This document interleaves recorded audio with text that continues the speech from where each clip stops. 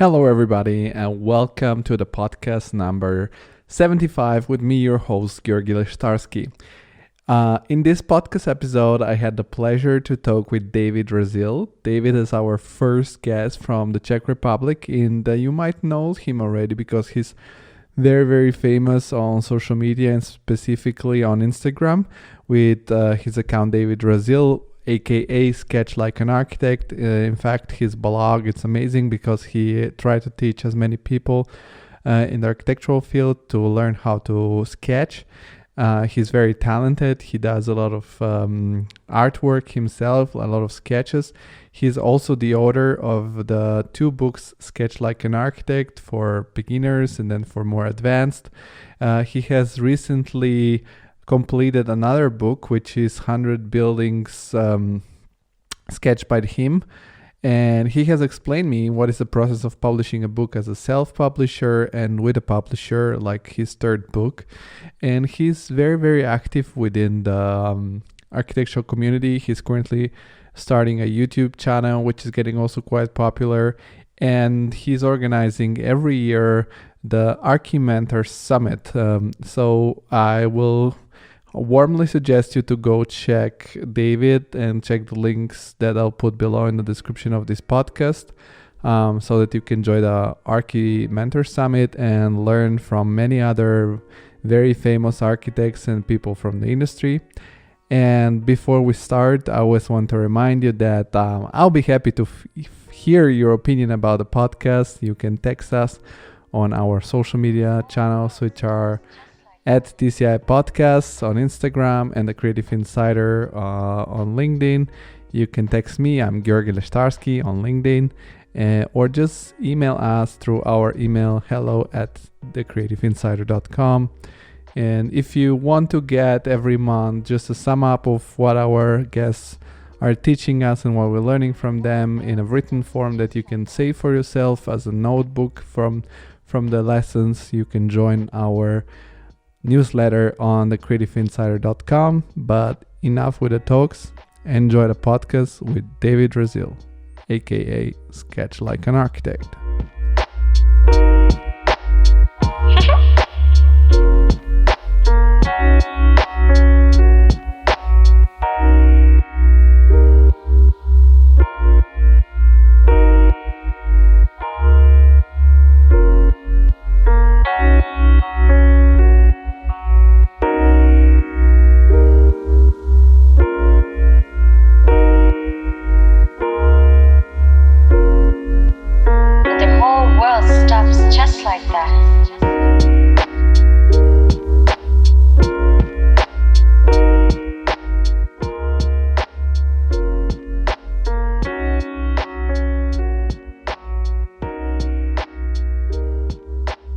Hello, David. How are you? Hey, Georgi. I'm fantastic. Thanks for having me. Thank you for accepting my invitation. And it's so cool because you're the first guy that I'm doing morning podcast.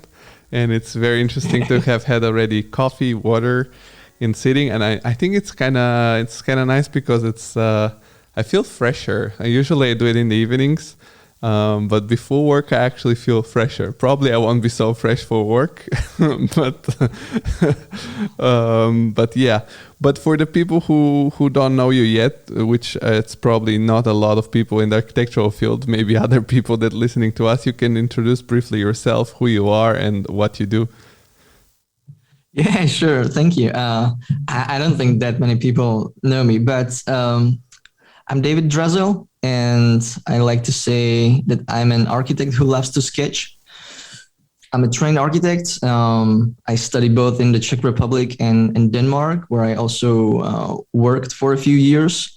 And a few years back, I started this passion project of mine called Sketch Like an Architect, where basically I'm trying to bring some of the benefits and values of hand sketching back into the position where I believe it belongs, especially in today's world, and sharing a lot of tips on how to use it for architects and designers and hobby sketchers to really improve our visual communication, get more clarity in communication, and improve and quicken our design process as well as presentation. So there's been a project that turned from side hustle into a full-time business now, which is kind of a very, I like to think about it more like an ecosystem of different things and platforms and events and products. So I'm sure we're gonna talk a lot more about it. But in short, yeah, architect, content creator, and now also an author. Yeah, and I told you that it's very easy once you get into the architectural content on different social media platforms and website to get into your books and your sketch like an architect content, which is really cool. And I think it's very nice the way you, as you said, give back value to sketching, which is a very important skill for every designer, because it's the quickest connection to the mind when you have a pencil in your hand and start drawing. And I think you're doing a great job. But I really like to explore who is in front of me and how they got there. So I want to start from the real beginning. And at what point in your lifetime you thought, okay, I want to be a professional creative, I want to be a professional architect? Is it because of your personal passion? Is it your family background? How did you come up with this idea as a younger person to say, okay, I want to start working in that direction? Yeah, no one in our family is, as far as I can remember, is an architect or anything close to it, really. So the very, very origins, I think it can date back to like my high school, and one of the first experiences in art lessons with drawing perspective, which got really my interest. And from there, I knew I kind of liked math, more like geometry and drawing, drafting, this kind of stuff. So I think that kind of set the direction for, okay, architecture might be an option. And I know that the last few years in high school, I focused more on architectural topics and what I can do to get myself accepted in architecture schools. So I did that, and I applied to 2 architecture schools here in Prague, Czech Republic. Basically 2 faculties of the same Czech Technical University. One is Faculty of Architecture, and the other is Faculty of Civil Engineering, but architectural program on there. And I thought from the very beginnings that I will always go to Faculty of Architecture. That's the original one. It's kind of a little bit more artistic with really air quotes. Because in the Faculty of Civil Engineering, you get to do a bunch of very, very technical subjects from the area of civil engineering. But I ended up being accepted to both of them, and with a decision to make. Where do I go? And at the time, I decided to go to the Faculty of Civil Engineering and study architecture there. So I never regretted that decision. It's been more technical, more hands-on, more practical, and I felt like I would be better equipped for the real practice after the school. So I did my bachelor there. It was a 4-year program because it was really there was so many subjects, both from the architecture area and very artistic, all the way to very technical subjects from civil engineering, like static calculations and learning about all the materials and building physics, and pretty much a lot of detail from civil engineering, which seemed like a lot, too much detail at the time, but it gave students really understanding of what's going on. So you can have high level discussion with professionals in that areas, when it's MEP or foundations or statics or anything like that. You know what's going on, at least probably a bit more. So that was my 4-year bachelor, and then we and I'm going to refer to we sometimes because I'm talking about me and my girlfriend back then. Now my wife. We are both architects. We have the same education, the same path. That's classic. That's kind of classic. It's natural because you spend so much time at the university that you have basically no other time to relate to our other human beings. So the only solution you can find is to pick up somebody that's doing the same thing. That's so correct. Like, yes, I mean, it's so time consuming. And at the same time, you get a partner that understands how time consuming it is. So it's kind of, yeah. I'm very, by the way, I'm very happy about, I'm happily married now. So, it's been a great choice in that point of view. But after finishing the bachelor studies in Prague, we were really eager to experience some change. It's been kind of hard for intensive years, and we wanted to change the environment. And we thought, hey, if we ever want to go abroad and study abroad and get experience in foreign country, now is probably the best time. So we applied to a few universities, especially in the north of Europe, in Scandinavia. I think it was Finland, Denmark, and Sweden. And we got accepted to Aalborg University in Denmark. It's in the very north of Jutland in Denmark. So we did that and go there and spent eventually 5 years in Denmark. Sounds like a very interesting experience since the beginning of your studies. And I'm curious, like when you joined the university in Czech Republic, what were the requirements to get in there? Because, for example, I have had many guests from different countries, and there are like two kind of main systems. One is where you have this extremely hard test in drawing and mathematics, and the other it's you have these general questions where you have to answer and then you eventually get in. And yeah, there is also the third system where you just apply with your marks from high school and then eventually you get in. So what was the case for Czech Republic? Yeah, that's a good question. It was different for each faculty. So the faculty of architecture was what I perceived a little bit more demanding in meaning stressful. There was artistic entrance exam, which actually took 2 days.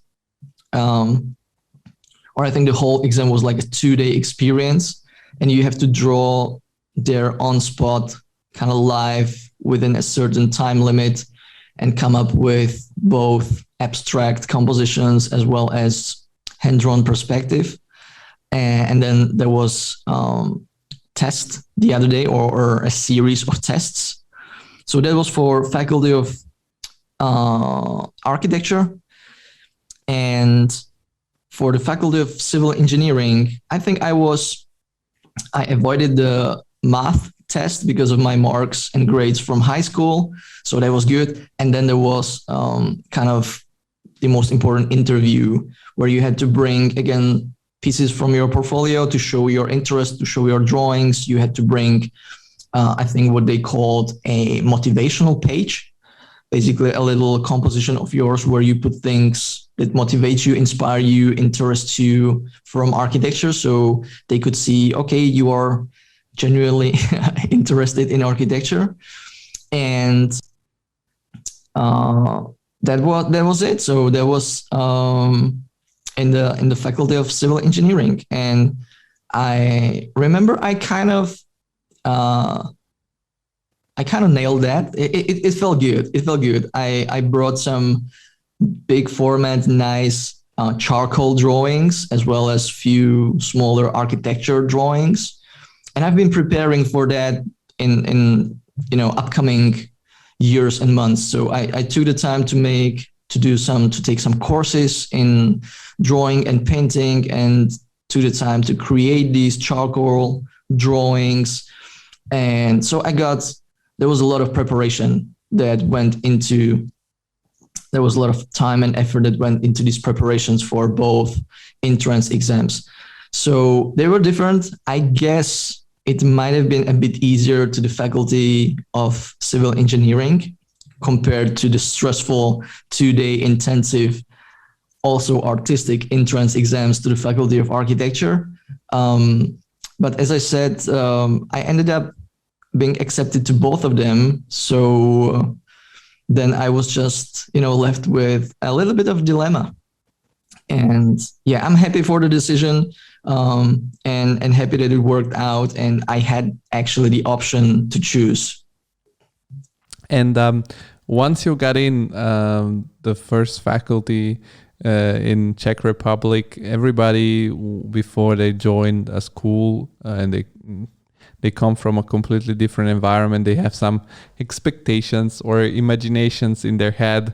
And then when they get in, maybe some of them are covered, but some of them are not. And maybe the environment have a certain way. For example, for me personally, it was a very harsh first year. I studied in Rome because I think on purpose, most of the professors try to be tough on you because the profession is tough, and they really stress all the students of the first year.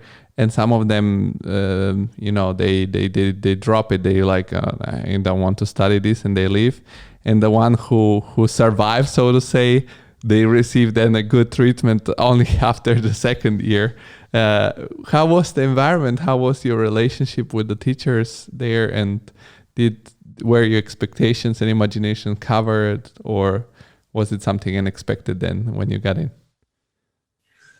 Well, I think I approached it with quite an open mind. So I didn't have any strict expectations, but I was more excited, and I really dived fully and immersed myself in architectural study. So really nothing much apart from it existed for me back then. It was so time consuming and just all consuming my life for those next 4 years. But I know, and I can totally relate to kind of high drop-off rate, especially in the first 2 years. But I didn't feel like the professors were trying to stress us out too much in the beginnings. It was just hard from the beginning, and it continues to be hard. And I think for some people, it was a little bit of wake-up call in terms of, okay, is this the right direction for me? Or did I expect something totally different? And I guess the sooner you realize that, the better. And for me, I just knew I wanted to continue and to finish it. So it was not really a question whether I want to drop it or not.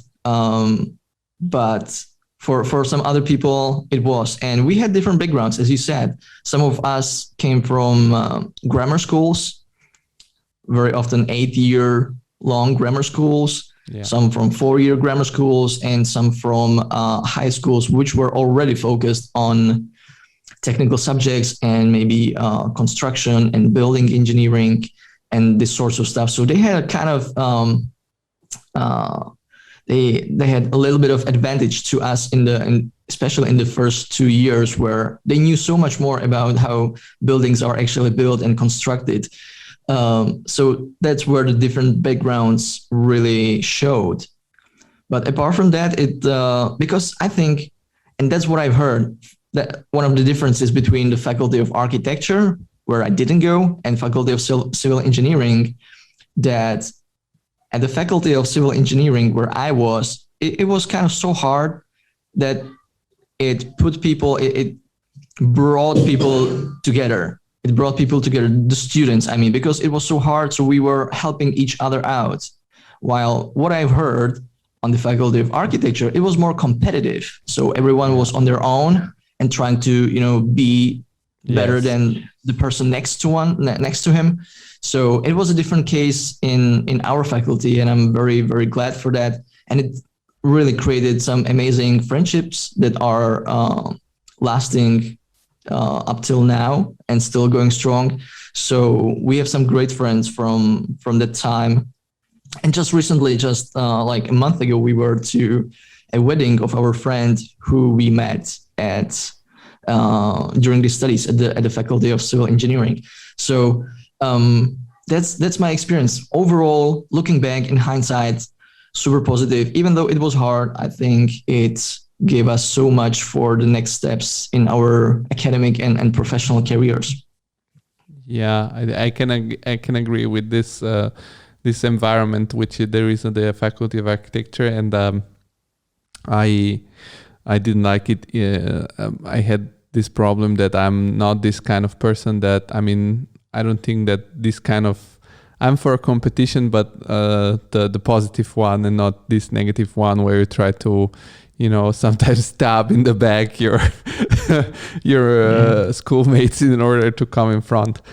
But one thing that I know and that I have told you in the chat is that I have a very international background, and I have moved between Bulgaria, Italy, now Germany, and then you moved to Denmark together with your now wife. How did then the environment change in Denmark? A part of the, probably, I don't know if there was some different method of teaching architecture in Denmark, probably slightly different, but also like how did you balance or how did you accept the academical difference and probably the cultural difference? Because I can imagine that also Denmark, it's in your daily life, it's also kind of different than Czech Republic. Oh, it's like day and night. The cultural difference and cultural shock was kind of big, but you know, we came really excited for the change. And yes, you're right, the teaching methodology and the curriculum, how it was structured, and the environment, and you know, working in groups instead of individually, and everything was different. Everything was pretty much different. So we jumped into completely new lives. And also by moving in Denmark together, we started living together, which we kind of were, like we spent a lot of time together. So it was not a big change for our relationship, but just a little step forward. And it went actually smooth. And we were just on our own, finally living a bit more adult life when we had to take care of ourselves. So this was just fantastic next step in growing. And I felt like we were, 24, something like that when we moved. So that's where I guess we finally started living the adult life. But we were really excited in exploring Denmark and Danish people and their language and their mentality, and pretty much everything is different from the Czech Republic. And the teaching experience and the academic experience was also completely different, because in Prague, we were focused mainly on individual assignments, individual projects, individual grading. Everything was individual. You had to do everything on your own. While here at AAU in Aalborg in Denmark, everything was focused on teamwork and working in groups with 2 to 5 people. So it was very different when it comes to communication within team, team management, leadership, taking different roles within the team and kind of trying to make it work. So that's one part. And the other part is the structure of curriculum. In Prague, we had basically a high school curriculum, meaning that we had, let's say, 3, 4, 5 subjects per day, and we had a schedule like this for the full week. So it was basically like your curriculum in high school with a bunch of different subjects all in 1 week. And the weeks were pretty much the same, all 12 weeks within that semester. And here in Denmark, the semester was divided into 3 parts, always focused on one subject or one big project. So there was first subject, first project, and little exam at the end. There was another one, the same. And then the final, I think it was 4 and 8 weeks, if it makes sense, something like that. And the final 8 weeks were for the studio project, the main design project, where we worked in a group of 5 to 6 people. And we focused just on that, no other subjects. So the approach, the methodology, which is integrated design methodology or problem-based learning in integrated design process, it was completely different from what we've experienced in Prague. And I guess that's what we came for, right? We wanted change, and this was quite a change. I can imagine. And after you have completed the studies, or I don't know if you're already during one very crucial moment for everybody that have a design job or architectural job, it's the shift between academical career and professional career. When did that occur in your case? Did you start already working along your studies, or did you first finish and then you join a company? And how was that moment for you? Right. Now that's another great part of it, another great question. We were encouraged to seek at least summer internships during already our bachelor in Prague. So by the time of finishing our bachelors, I think I had 2 internships during summer. So I had 2 little experiences from one very tiny company and one kind of big, one of the biggest companies in the Czech Republic. But it was very brief experiences, for a month or so. But at least there was something. And during our master studies, there was, I think it was 3rd semester out of those 4th, that was basically a compulsory internship that you had to seek out a place. You had to find yourself an internship, whether it was paid or free, that's up to you. You were just kind of thrown in water. And that was the curriculum for that semester. You were just taking full-time internship for that almost half a year. And that was actually great. It was the first experience finding a job in Denmark as an international student, as an expat, not really speaking the local language, not speaking Danish, and trying to get a place wherever you could. That was our situation back then. And I know many international students, because it was very international environment. Half students were Danish, half students were international from all around Europe. Many international students went even abroad from Denmark. They went to maybe Netherlands or Germany or Switzerland to find that internship and actually relocate for half a year. We knew with my girlfriend, we knew that we wanted to stay in Denmark for a few years after graduation. So we get the working experience in Denmark when we studied in Denmark, just to follow up and follow through on that trajectory. So we were keen on finding an internship in Denmark, and ideally in our city.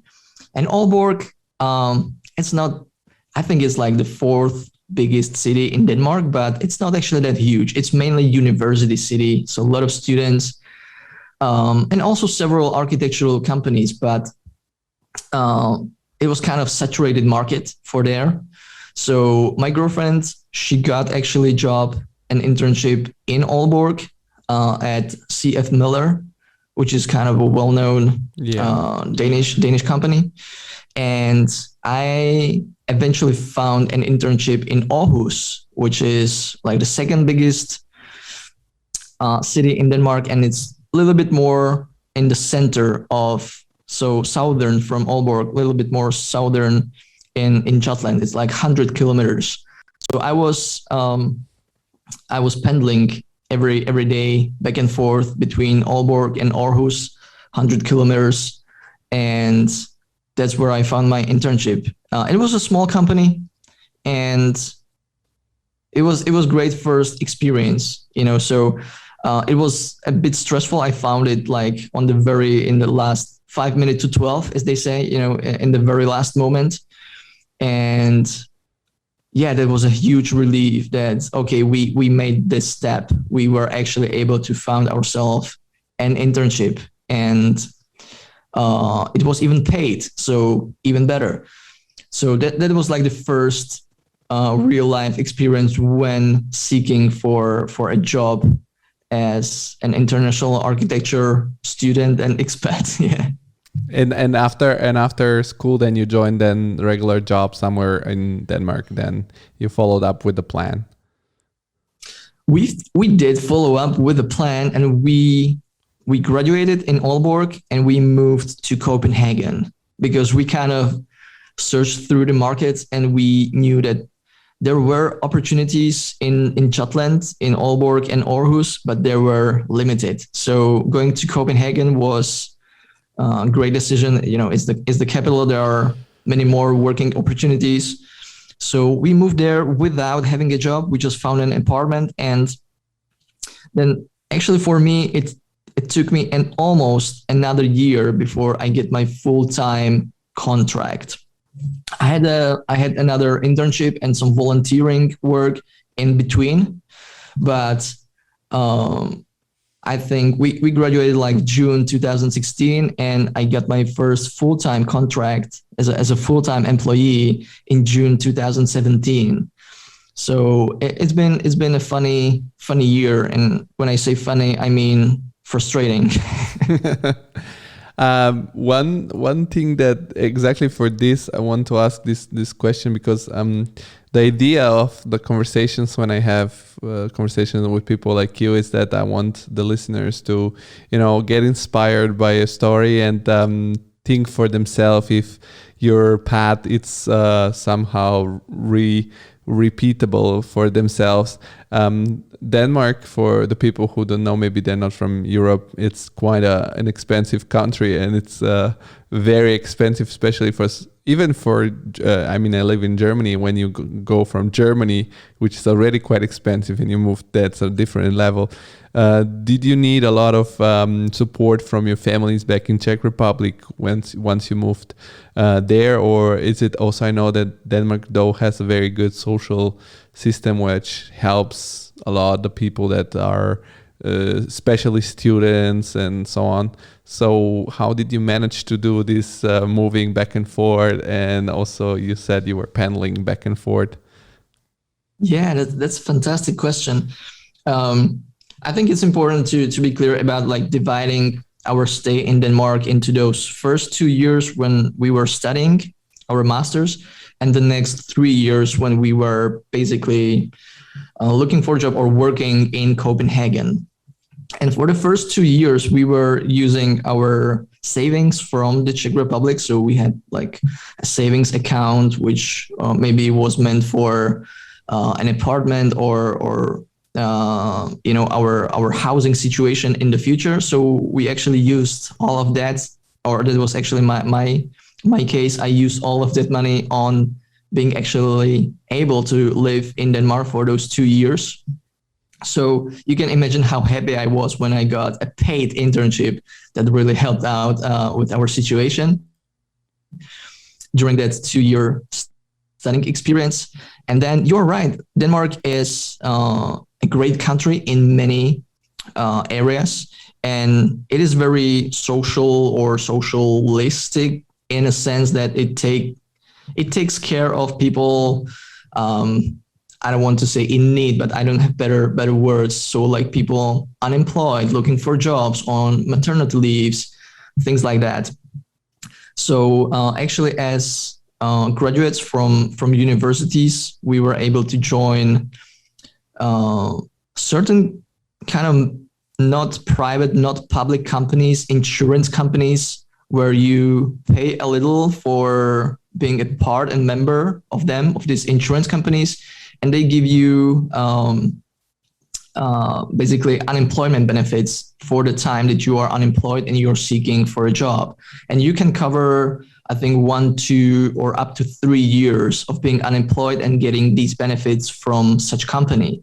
And it applied to us as graduates from a Danish university. And maybe the situation now has changed towards international people. So it might not be the same anymore, but we didn't know that, but we were in lucky, we were in the right place on the right time.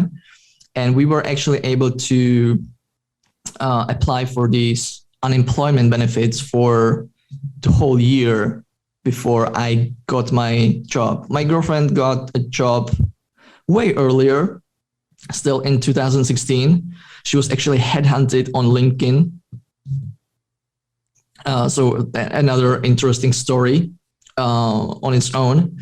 And for me, it took me a little longer. I had a kind of semi-paid internship in between and some volunteering work. And I also started the Sketch Like an Architect project just to take my mind off the job hunting, which was very frustrating, hearing, no, we don't need you 100 times. But financially, we were kind of covered by this insurance company, which gave us unemployment benefits. Of course, we were paying it back or paying for being members and still paying even though we were employed. But it was still a big win for us being able to sustain the living in Copenhagen, which, yes, you're right, it is kind of expensive. There are high living costs. And we were, at the beginning, we were 3 unemployed graduates who rented an apartment, and we just supported it on the unemployment benefits.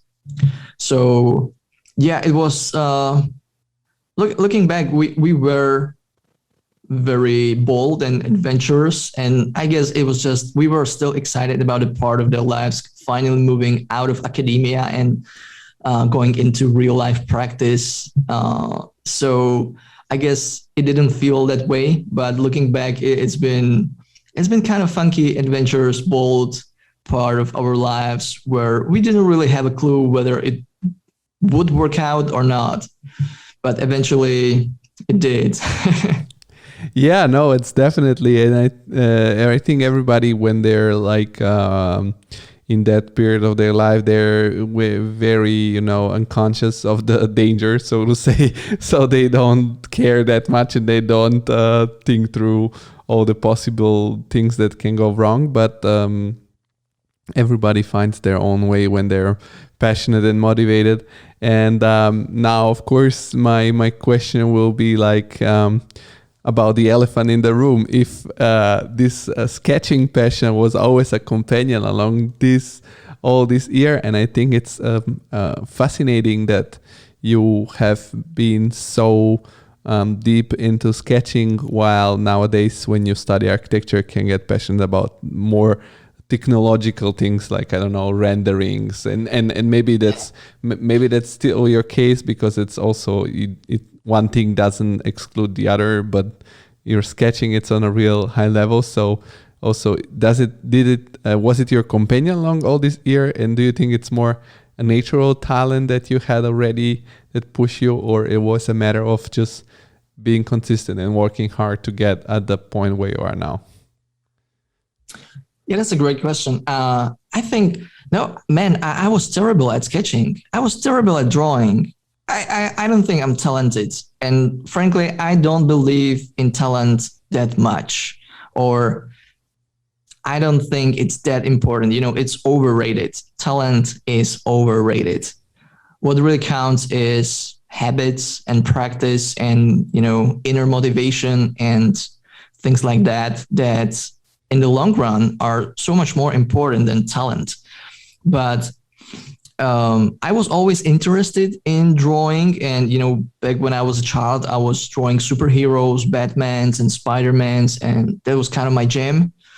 And then I started drawing again just before I was applying to architecture schools to prepare myself, to prepare some pieces for my portfolio. There was also the charcoal drawings and things like that. But they actually taught me the very, very basics and foundations of architectural drawing and sketching at the Faculty of Civil Engineering.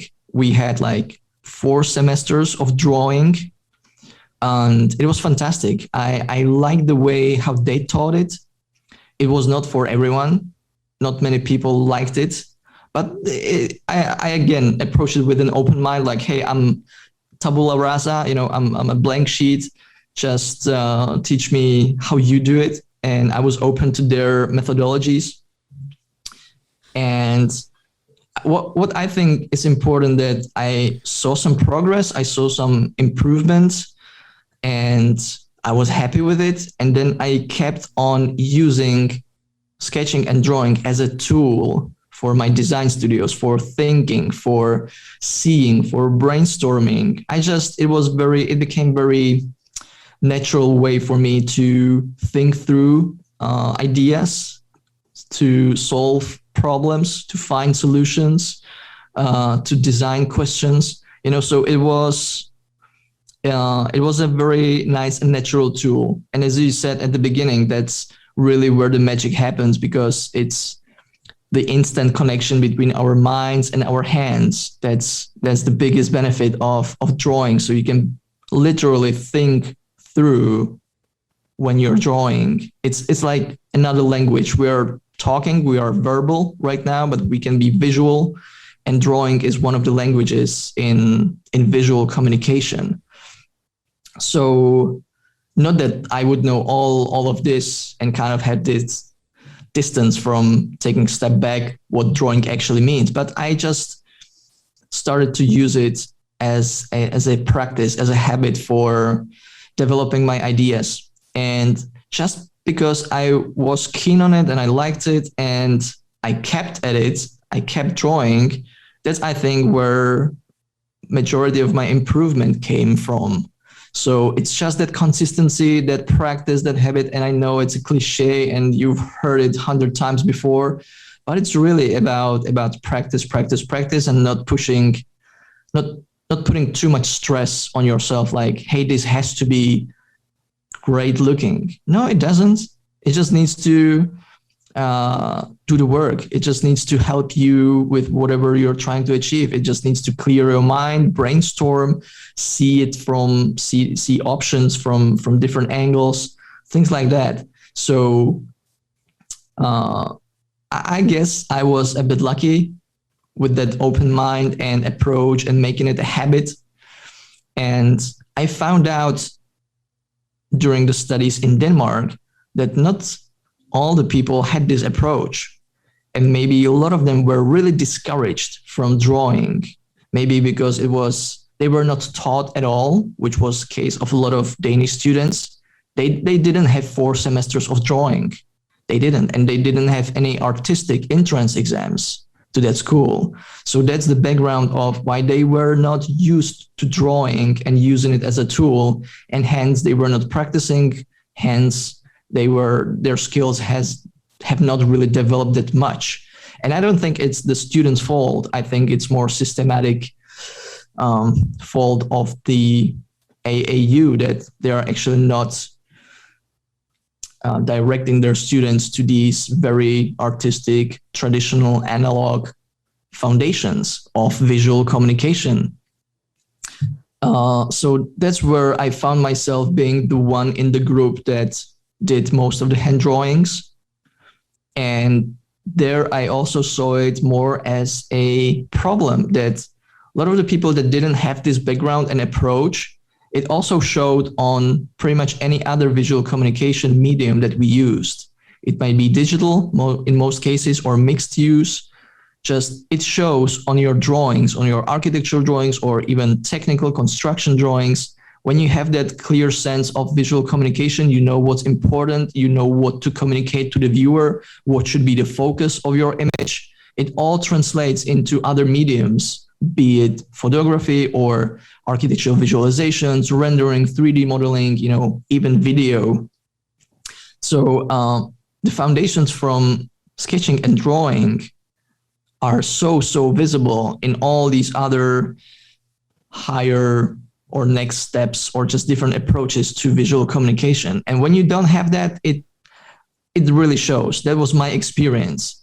So I think that was the moment when I realized, hey, this is kind of a problem, and maybe, just maybe, I can help, because I have that background. I was lucky enough to went through that training for architects, how to draw, and maybe it would be helpful for other students who didn't have this chance, who didn't have this opportunity in their journey. So I think that was the very origins of the Sketch Like an Architect, where I realized that actually a lot of people, a lot of young architects, young students, they don't have this background and they would really use it. They could, use it. So that's where I thought maybe it's still relevant even in 21st century, where technology really over the past few decades overshadowed these traditional artistic foundations. And we are all about jumping right into ArchiCAD and Revit and Lumion and just, doing it right away in these fancy programs.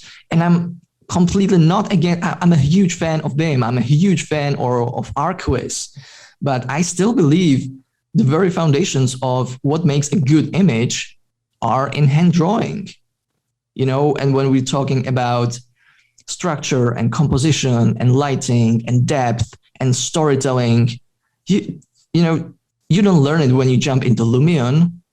You don't learn it when you jump into different softwares.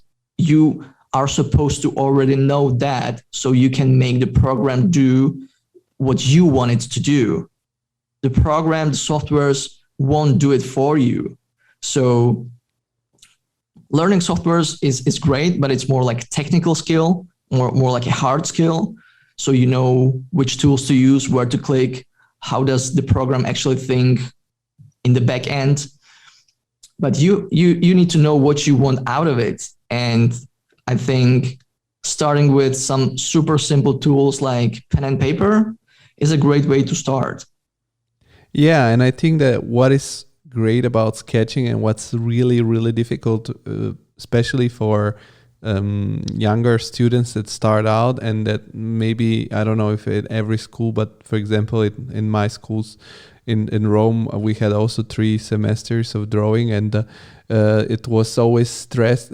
It's actually more than, because the first design project you have has to be drawn completely hand.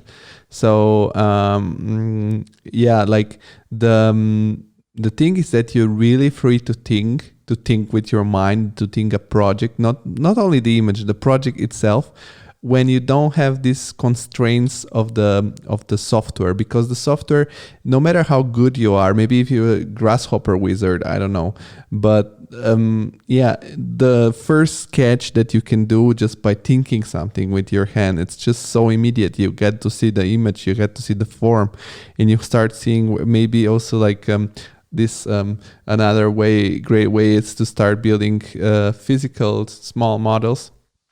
But the first thing is sketching. So I think it's foundation to know this, and to being able to think the shape in your mind 3D and reproduce it, and then you see already where the difficulties of the building. And it's a great thing that you have figured out that this could be an issue to be solved. And you mentioned before that you started this project Sketch Like an Architect as a side hustle the first months or years in Copenhagen. What was that in your mind? Was it since the beginning some sort of business idea? Okay, I can press that, or was it more maybe some people started to create their online presence, have a network? What was your initial idea? Right. First, I want to say I couldn't agree more with you about the softwares and stuff. Just one more example before I actually answer your next question is that really when you're sketching or drawing, you have to make every line. But for instance, a lot of people jump right into ArchiCAD or Revit as a heavy BIM softwares. And a lot of the elements of architecture and building are already predefined for you, right? You can have predefined wall, you can have some generic window, you can put it together and call it a facade. But you were not really forced to think about any details, about the width, about the division of the window, about the windowsill, about anything, about the proportion. So in that sense, especially for young students, I think it might be kind of dangerous to get used to these softwares which don't force you to think like an architect. On the opposite side, I, for instance, really love SketchUp because it's very simple and you actually have to draw every line. It forces you to think about every line that you make. So yeah, that was just a follow-up on what you mentioned, and I 100% agree with everything that you said. So that's just thinking about the tools that we are using and how the tools are actually influencing the output that we are creating, if they are limiting us or not.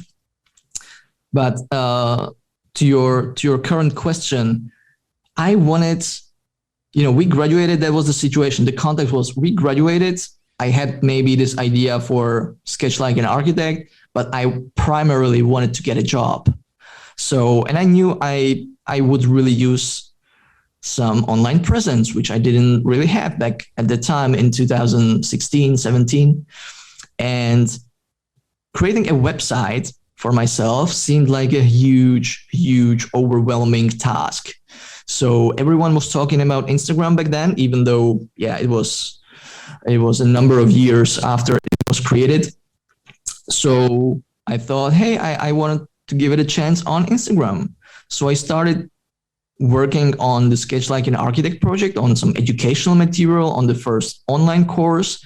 And I've started sharing some bits and pieces from that process. I started documenting that process on Instagram and started sharing what I hoped was valuable information, pieces of advice, some quick tips and tricks on drawing. And that's where it all started. Then I got kind of hooked on Instagram. I really did enjoy creating content for Instagram, consuming content on Instagram, learning more about how Instagram works, what the algorithm actually wants. And I started growing my account.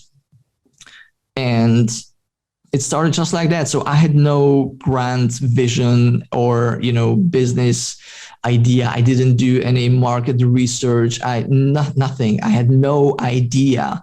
Everything was very kind of slow, continuous, organic growth. And even the ideas for the first ebook, which is still one of my best-selling products, it came from the audience that I've been building. So I shared it just like a mock-up of a little booklet with some drawings in it. And it was just a mock-up. It was nothing more, just, Photoshop mock-up that I shared as a nice picture for Instagram. And people started asking, where can they buy it? And I was like, what? You'd be interested in it? And you would actually, you would consider paying for it? Like, what? It was a huge turning moment for me. Like, when I knew there were ebooks that you could sell, but I was never really thinking about selling my ebook or, so a lot of it just came from the journey itself, and a lot of the greatest ideas or the best performing products that I have, they came from the audience. Just like this first ebook, then people started asking, do you have a printed version? Do you have like a real book that we could buy? We prefer real book because of that tangible experience. I'm a book lover as well, so I can relate. And I was like, yeah, I get it, but I don't really have a book. So then I started looking into self-publishing. How can I turn an ebook into a printed book? And you can find information on any of these directions and endeavors in this great time of internet. So where, as they say, where there is a will, there is a way. So I just listen to my audience when it comes to what they want, what they need, and started to create useful things that I liked myself, and hopefully that they would like as well. And I think that was the greatest approach to really paying attention to my audience, my following, what they say, what they comment, what they write me in DMs. because most of the times they ask questions. They ask questions about what they struggle with. How do I do this? How do I do that? What pens do you use? And this is a great source for not only content creation, so I know what to create content about to answer their questions, but also what to create products about that can help them even on a bigger scale. So it all started very, very slowly, over the years. It's been more than 4 years now. And it's a very steady, slow, continuous, organic progress and growth. And at first, it was nothing more than that, just my passion project. Then it turned into passion project that paid a little, starting to be a side hustle. Then I got a job, full-time job, so I was doing it really on the side.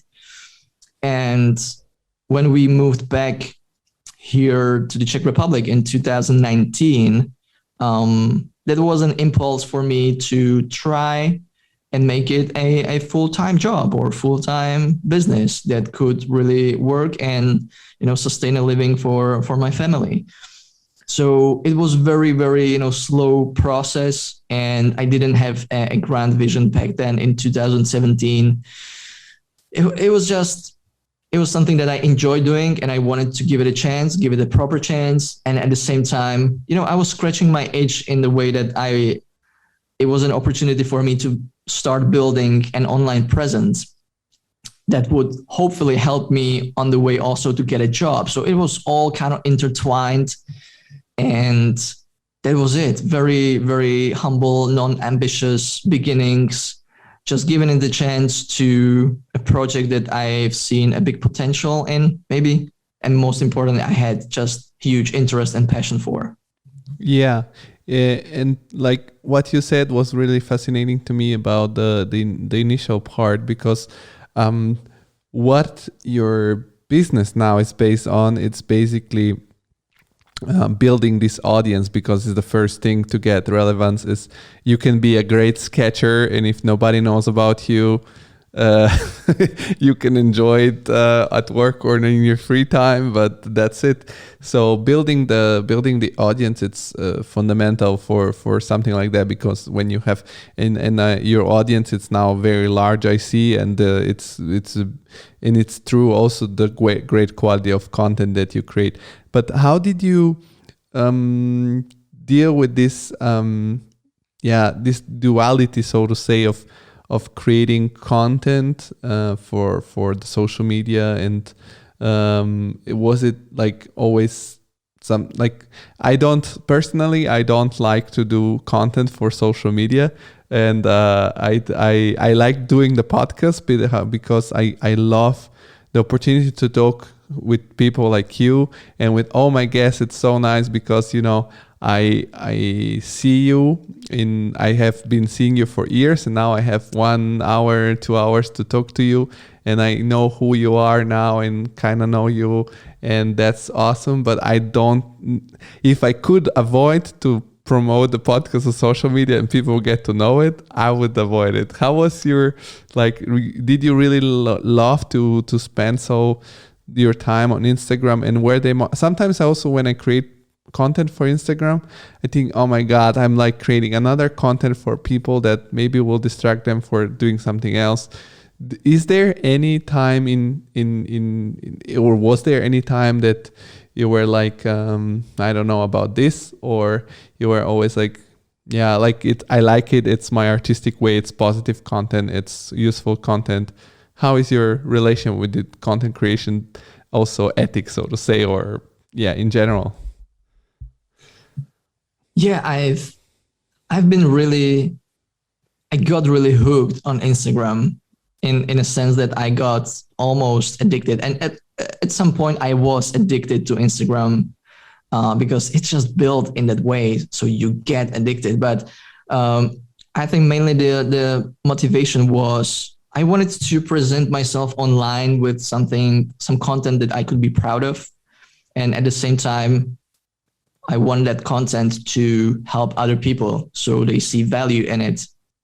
And even without knowing all the ins and outs of social media presence, that was a good approach to actually building a following. Because once people see value in your content, they will follow naturally. And it will just attract the right people that are interested in architecture and sketching. And I didn't know all these things about target audiences and niches and all these marketing strategies. But it kind of felt natural to me, and I did really enjoy it, partly because it was content, not content creation for the sake of content. I was working on that online course, and then eventually, or part of it also, that ebook that I got feedback from my audience on. So it made bigger sense. It was a bigger goal than just content creation on social media. That was a byproduct of what I was doing. And also my following is a byproduct of this mission that I'm on. I have a bigger goal than to grow a following, but you are very right that having an audience, having that social proof or online credibility is crucial to, I guess, success of any products that you put out. So it has been very, very positive relationship with social media, because I think social media is just another tool, and you might not like it, or you might use it well, or you might not use it that well. And depending on that relationship, that's what really defines whether you can sustain it over long term and you see value, or you see enjoyment and fulfillment in helping other people through social media, or not. So it was just one of the first outlets for my content to be consumed on, and that's it. And now I can see that your content can be in so many different formats. It can be a podcast, sure. Podcasts are on the rise for many years. It can be a YouTube video. It can be a blog. It can be on Pinterest. And you can drive traffic to wherever you want through these, especially search engines that really support evergreen content, especially Google, YouTube, Pinterest. And you can actually, go without social media. So now I see even a little bit bigger picture when it comes to building and driving traffic online. But again, it's come with years of learning and trials and errors. But I guess I did really enjoy Instagram, especially in the first 2-3 years. And I enjoyed so much learning about how it works and how I can increase my reach to help more people, serve more people, and also get exposed to a larger audience. And that's something that I'm now enjoying about YouTube. I'm learning a lot about how YouTube works and how to create and edit great videos that would work on YouTube. There's a different algorithm, different approach. It's a search engine. It's not a social media. So very, very different content platform and context. But again, super exciting for me as the next step of not only creating images, which are static 2D visuals, but creating videos, moving images. And that just adds a whole nother level to the content creation and the challenges that come with it. So I guess what I'm trying to say, the whole point is that I was genuinely enjoying creating that content and using in that, in that period of time, Instagram as the main outlet for my content. It was just pure joy. And that's what helped me sustain it over a number of years. And how do you inform yourself and educate yourself about this social media or YouTube? Because they're so dynamic, so that I don't think there is any book or something on them that can be really like make your gameplay. So how did you educate yourself about, for example, Instagram to grow it, and what are the leverage points? And also at what point, after how long did your account start growing so so quickly. And was there a moment where in the beginning maybe where you were a little frustrated because it's never like an explosion right away? How much? Maybe you think, I guess, I mean, at least it's my case. Sometimes I do a podcast, and for example, now with you, and it's a great conversation. I'm super, super happy. And then I think this is going to be super cool. And then I post it and nobody checks it, or not the right amount of people checks it. And then you get this, oh fuck, like a little bit of frustration. Did you had the same thing in the beginning, despite, how? These are my curiosities. Yeah, I've been learning about Instagram from different blogs, and there's a great blog on later.com, which is a scheduling app for social media, but they have really great blog on Instagram and all its new features and all updated things. But there are also books on, like, from Gary Vee, on the book Crushing It. It's all about social media presence, right? Or there's also a book on YouTube from Sean Cannell. So there is so much information that now there's also a bunch of courses on different social media or other platforms. Even I have my own course on Instagram for creatives, where I put all my best strategies and best practices, which I really that consist from my 4-year experience. And I think some of the things never really change, no matter what online platform you choose, whether it's a podcast or YouTube or blog or social media. You always have to know the basics of why you're doing it, for who you are doing that, who is the target audience, what's your niche, and what are the pain points that you can help solving of your target audience. So you know your people and who you're trying to serve. And I think these very basics are applicable to any online platform out there, no matter where you are or what you choose.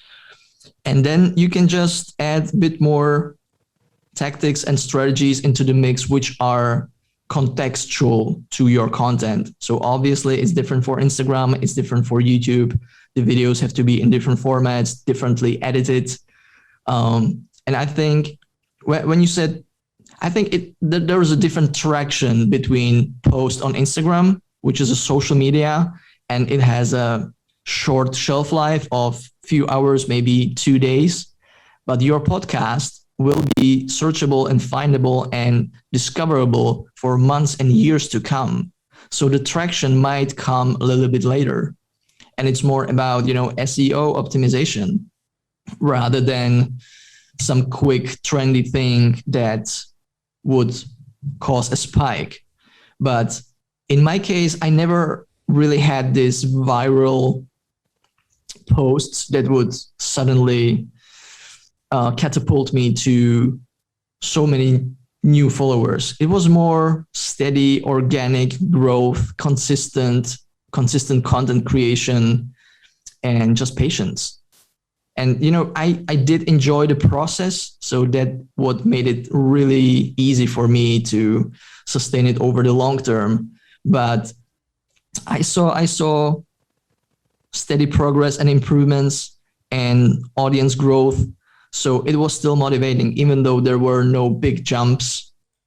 But what I guess could be a piece of advice that can really help you with your sudden audience growth is a collaboration with someone much bigger, right? So definitely, I think our mutual collaboration with Morpholio and Morpholio Trace was great. We started very early, those 3, maybe 4 years ago, and we still do collaborate, and it's a great relationship. And they've now grown into, more than 700,000 followers on Instagram, and they've grown on multiple platforms. And now that we do some things and projects together, we cross promote our audiences. So I get new exposure, they get new exposure. It's a kind of win-win, and we get to create great content for our target audience. So looking for relationships and collaborations like this can definitely help in the way of your online presence and audience growth. Yeah, and I was thinking actually exactly about Morpholio while I was scrolling through your feed, because they're so compatible. You know, like Morpholio, it's I think more the digital sketching platform, so to say. But I've seen that you are also slowly transitioning to not only but also to sketch with an iPad, if I'm not wrong. So content apart and marketing apart, what does your current day now today in 2021 looks like? What is your work day? How does it look like? To give you a context, I like to think about the sketch like an architect project in chapters. And there was a first chapter starting in those 2017s. And that is the chapter for beginners, you know, and there's the content and products and ebook and book and course and everything targeted at beginners, someone who is new to the world of architectural sketching or just needs the foundations. Then I went a little bit further and I took it more to advanced level, talking more about the higher level visual principles of what actually makes a good image and how I can use the hard skills that I've learned in the foundations to make sketches and drawings from imagination, to put my ideas on paper and put them into and create beautiful compositions. So that is basically the second chapter and the second book. And now I think in the third chapter, I'm a lot more focused, as you said, on digital sketching, especially on iPad, because you still get the instant connection between your hand and your mind, but you get all the features and perks of digital space, of simple undo, of simple editing, of simple sharing, of being fast, editable and shareable, working in non-destructive ways. So you get all these things on iPad, for instance. So I'm really enjoying that. And what my day looks like is actually a lot of the work is just behind the scenes. I'm trying to build systems that my business can work on. So a lot of automation, dealing with websites, dealing with different integrations, dealing with email marketing, dealing with planning and creating new products, doing customer research now that I have the audience and customers to understand my people better.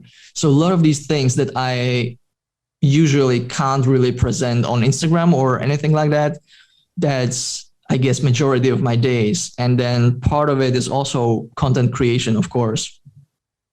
But on a general level, I think two things are main. And one thing is content creation and the other thing is marketing. So it goes hand in hand, obviously, but that's pretty much the two main tasks that I have, I think. Create great content that adds value to other people's lives, and then make sure that the right people actually sees it.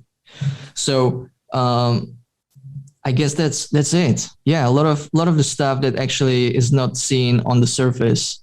That's majority of what I do, and yeah, it's hard for me. I'm not the best in time management, and I'm not the best in multitasking or handling a lot of things at the same time. So that's where I struggle a bit, and also I'm in the phase where I'm looking to expand and build my team, because there's just so much work to do and I can't do it on my own anymore. So it's kind of a transformational phase for the whole project, and turning it more into a proper business that can work either automatically on its own, on autopilot, or there would be people who I can rely on and take care of things when I can't at the moment. And are your book, the books that you have written, there are three, as you said, the first two chapters are Sketch Like an Architect for beginners, then for a little bit more advanced, and now you have the 100 buildings architectural forms. are those books self-published, or did you go to a publisher when you started having this requirement from requests from your audience that they wanted to have a book? The first two, the Sketch Like an Architect books, first two, as you mentioned, they are self-published. So I created the ebooks first, kind of validated the idea that it was good, got the feedback, improved them, and then turned them into self-published books. I use a platform for anyone interested in self-publishing. I use a platform called Ingram Spark, and basically they do it all for me. So I input the PDF and all the metadata, and they take care of printing and packaging and shipping and distributing it into the whole world, and for instance into all Amazon stores in the world. So that's why my book can be really distributed worldwide. So there is someone or some platform that takes care of me or takes care of this process for me. And in the case of the last book, 100 Buildings and Architectural Forms, actually this Quarto Group publisher, which is a major US publisher when it comes to especially illustration books on different topics, they reached out to me actually back in January 2020, I think. And then the pandemic hit, and there was a long process, a lot of negotiation and time spent on the book deal. And they came up with this concept. It's basically a book series called Draw Like an Artist, and they have different topics: 100 flowers, 100 fantasy creatures, 100 buildings. And they reached out if I thought it would be a great fit for me, and I thought it would be a fantastic fit. So this was actually like properly traditionally published book, and it took 1.5 years of the whole process before it was actually released. So the whole process was much longer than I was used to with self-publishing, and this was just a great opportunity. And I have to say that the whole working experience with this publisher was really smooth and really nice and pretty much seamless. Yeah. So I'm very happy that it's out there. It's been a great process, great 1.5 years. I enjoyed it, and I'm happy for this experience. So both self-publishing and traditional publishing, in my case, I think worked and works fine. And I'm just happy to produce something that can be beyond just me, you know. So it's all about building and creating something so much bigger than me.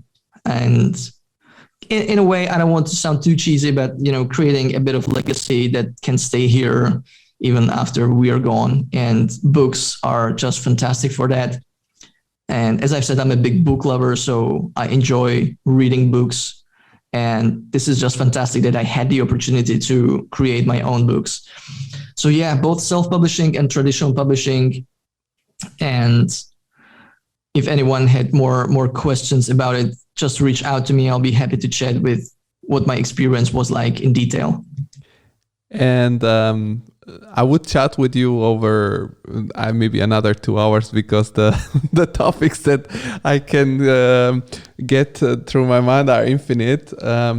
But I was curious as not last question, because the last question would be like, we create a think tank from a think tank of inspiration. I ask 90% of my guests at the end of the interview, what is their where they go for inspiration when they feel a little bit down or a little bit down to morale, or what is their favorite book, movie, podcast, music, or you don't have to list all of them, but something that you like a lot.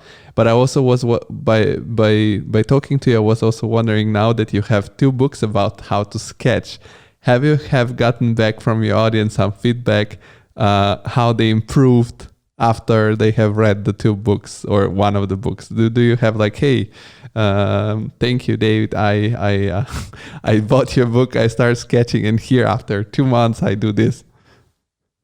Yeah. Yeah, I'm very fortunate, and I get a lot of feedback and thank you notes and photos of the book and their improvements a lot via email or via DMs. They're amazing. Or even students in my courses also, they are encouraged first of all, and I'm happy that they do share their sketches and exercises and struggles, questions, but also improvements of their work. So I get so much of this, and I try to compile it in my own folders to have this kind of library of student examples and great feedback and critical feedback, which I'm lucky enough not to get too much. So I'm saving a lot of these. I'm saving a lot of these into a special folder. And actually, sometimes when I'm a bit down, I open one of these folders and I read all the nice messages and thank you notes and improvements and words of appreciation. And it reminds me that it still makes sense to do what I'm doing and to kind of keep on my track, not to stop, not to give up, even though of course they are low moments.